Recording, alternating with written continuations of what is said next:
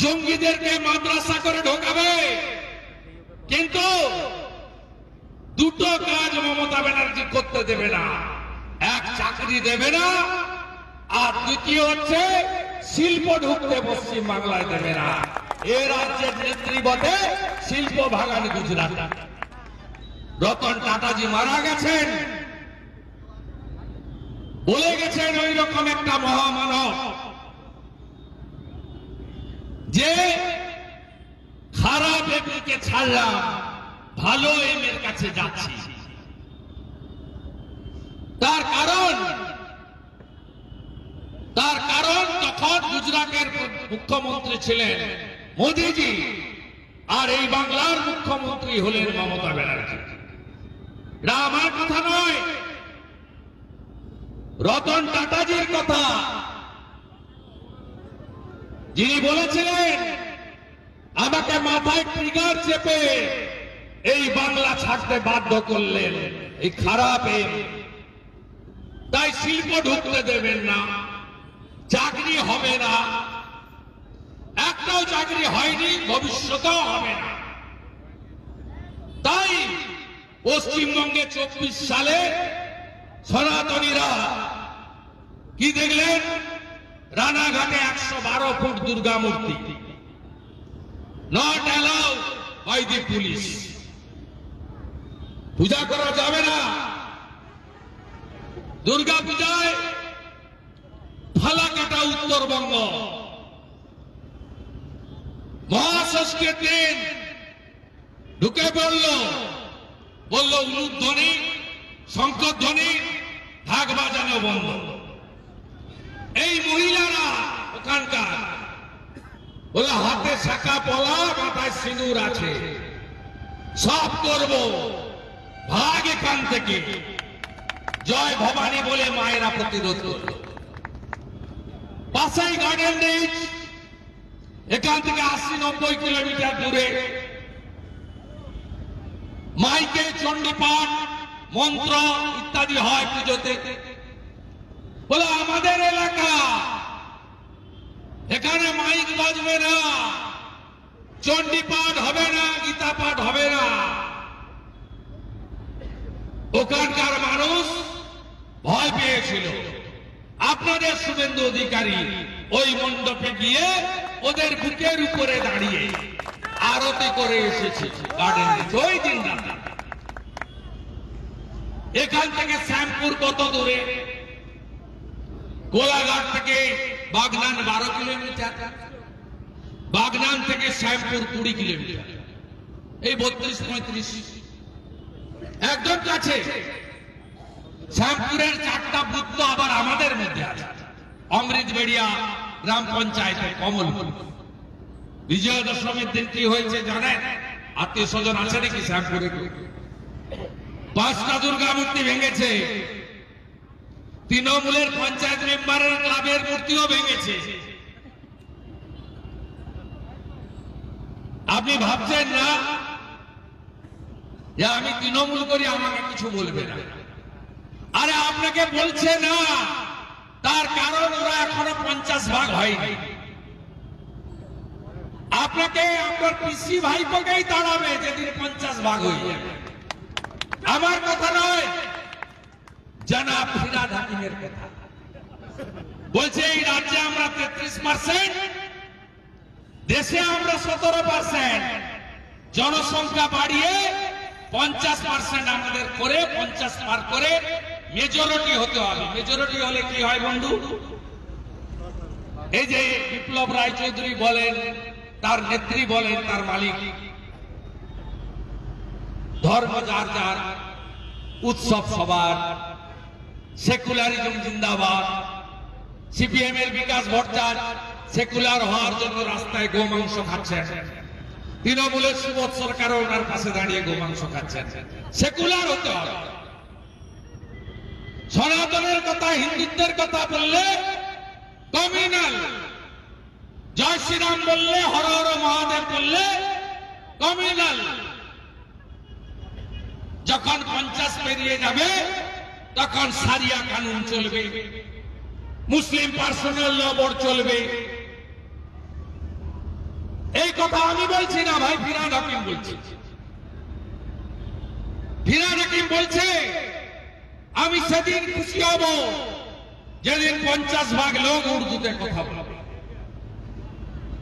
আমি সেদিন খুশি হব যেদিন আমার ধর্ম সবাই গ্রহণ করবে। বলছেন আমার কথা না,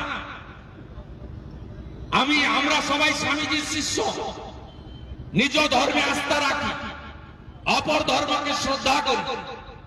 আপনি বলতে পারেন না যে আমি যে ধর্মে জন্মেছি সৌভাগ্যবান আর বাকিরা দুর্ভাগ্যশীল, অভাগা। আপনি বলতে পারেন না যে মমতার মন্ত্রী বলছে,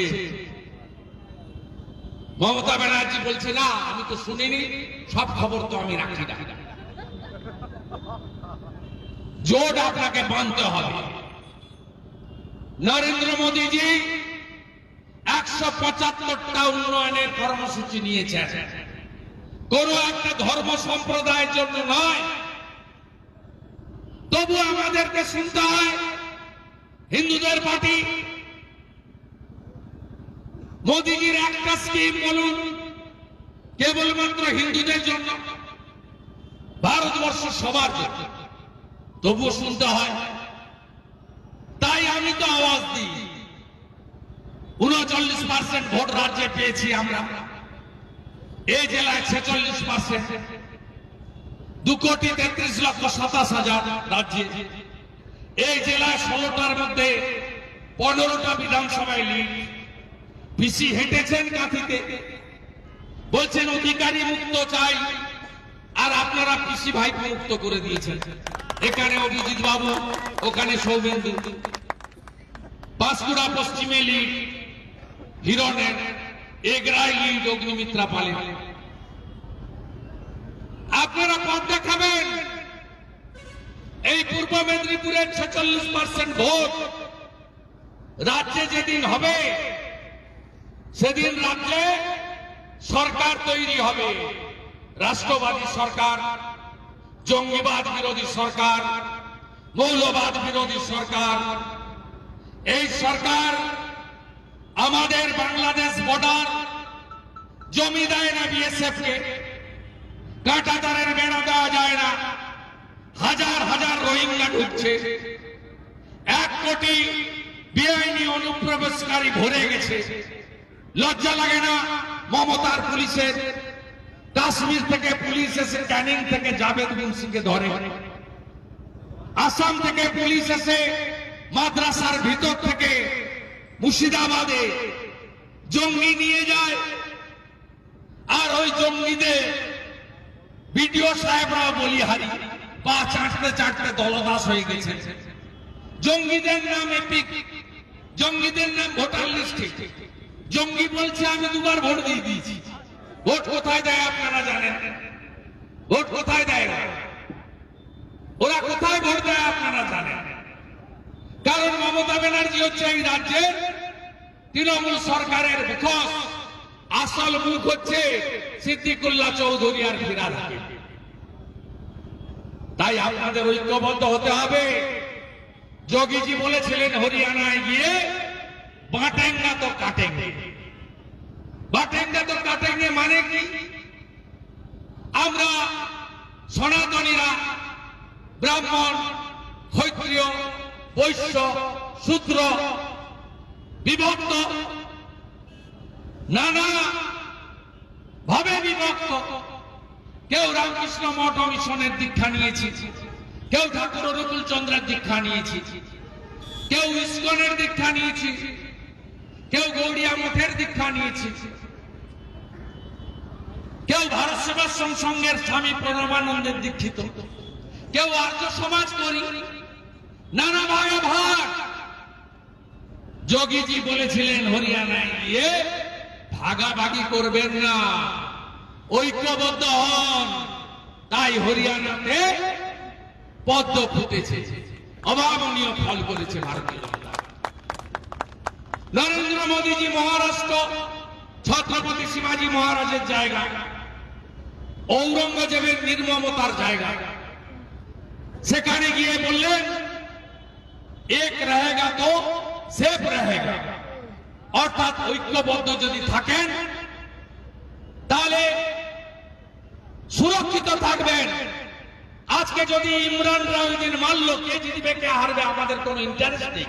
বিজেপি লড়েনি সমবায়, প্রতীক নেই, ঝান্ডা নেই, এতগুলো লোককে মারলো।